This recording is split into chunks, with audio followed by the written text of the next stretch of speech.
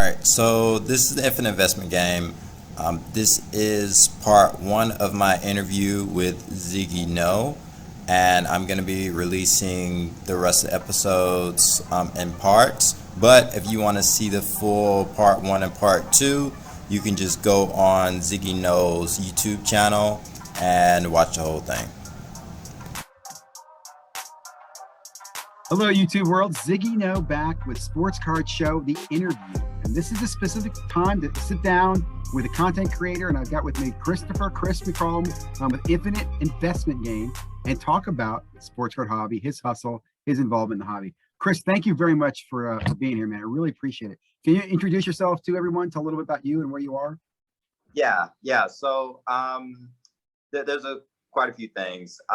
So I'm currently a Yale student. I am just finished my first year. I'm doing a PhD in neuroscience. And wow. So you just finished your freshman year then? Or your first year of your PhD program? Yeah, first year of my PhD okay, program. So you're undergrad. So you're very mature for a freaking freshman. No. Yeah. So I'm in graduate school. Wow. Okay. And then I actually yesterday just joined a decision making lab. Okay. I'm trying to figure out projects. I'm kind of doing some projects now.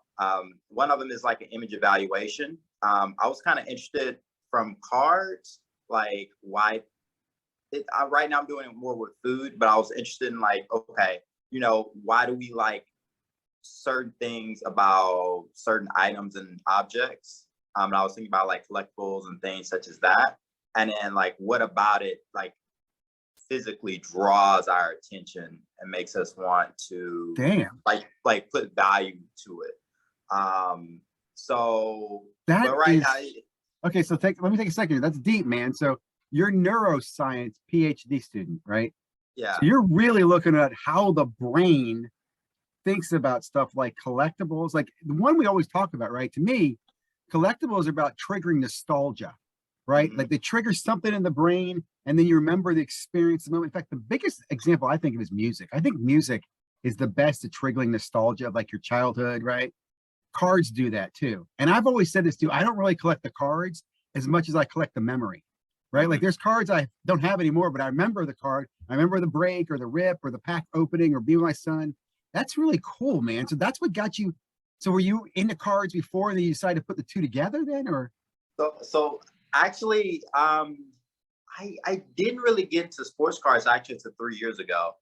Okay. Originally, as a kid, I was originally into Pokemon and Yu-Gi-Oh. Okay. And it was quite ironic because like I was in Pokemon, and then when Yu-Gi-Oh came out, I quit Pokemon and got in and started buying Yu-Gi-Oh, getting in Yu-Gi-Oh and stuff like that as a kid. I was kind of interested in sports cards, but like I wasn't really sure what to buy. I would always see them at the store. And I just remember certain people would be like, oh, maybe you should get sports cards because they'll be worth money one day. And now that was kind of the thing. I will say this, the Yu-Gi-Oh card thing kind of turned into almost like, that's like closest to an addiction I've ever had. Wow. And I think there's an emotional aspect to a lot of stuff as far as cards and things such as that. But yeah, what got me interested. So also before this, I was like a nuclear missile officer in the Air Force. So basically the president told me to like launch a nuclear weapon, like I would have been one of the people to do it. Are you reservist? Are you Air Force reservist then? If you could speak that. So I was active duty, but it was kind of like a long story where they paid for college and I had to give 4 years back. So I spent 4 years in the Air Force, and I got out beginning of 2021. That's when I got out. Well, thank you for your service too, man. You're a young man with a lot of accomplishment. Again, that's awesome, Chris. I didn't know that. Very cool. Yeah. So I actually know quite a bit about geopolitics, and I'll get into that in a little bit of certain factors that I think they're probably going to affect the sports cards. Because I think, especially if people are trying to do this more of as an investment, and that's kind of like why I'm making certain videos. You're probably gonna have to understand economics to a certain degree. And if you're gonna have to understand economics, you have to understand a little bit about politics. Like,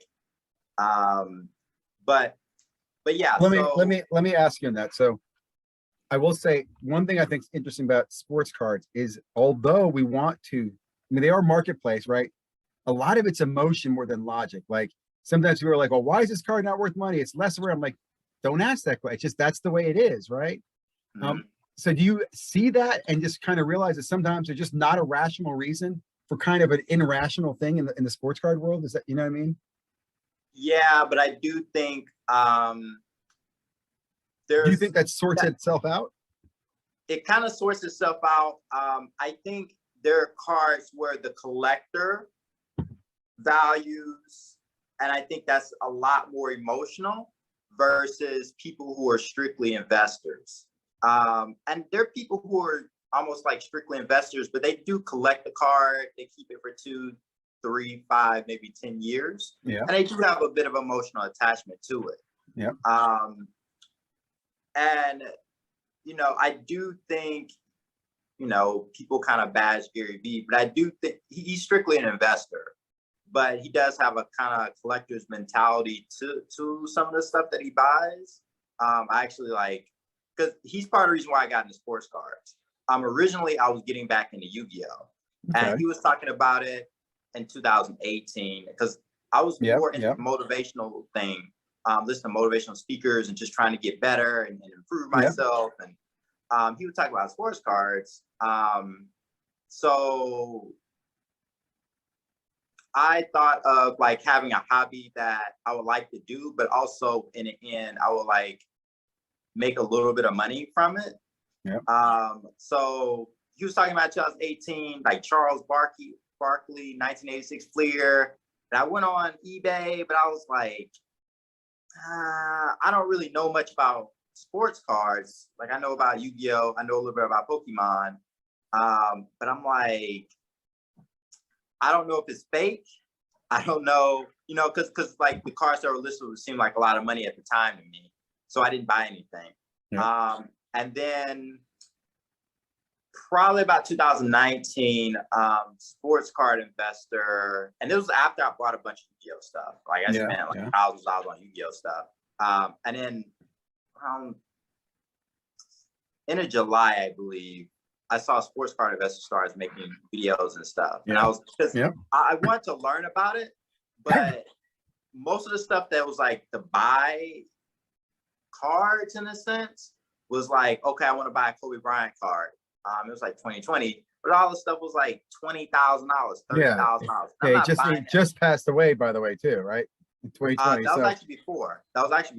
Oh, okay. So okay.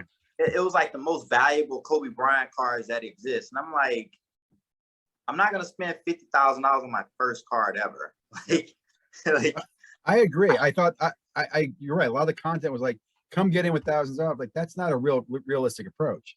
That's not how I got in sports cards. In fact, the way I got in sports cards with my kids going after retail, and simply was back in like 16, 17, Ben Simmons, right, had a silver rookie card that if you pulled it in a blaster box, you could sell that card for $100.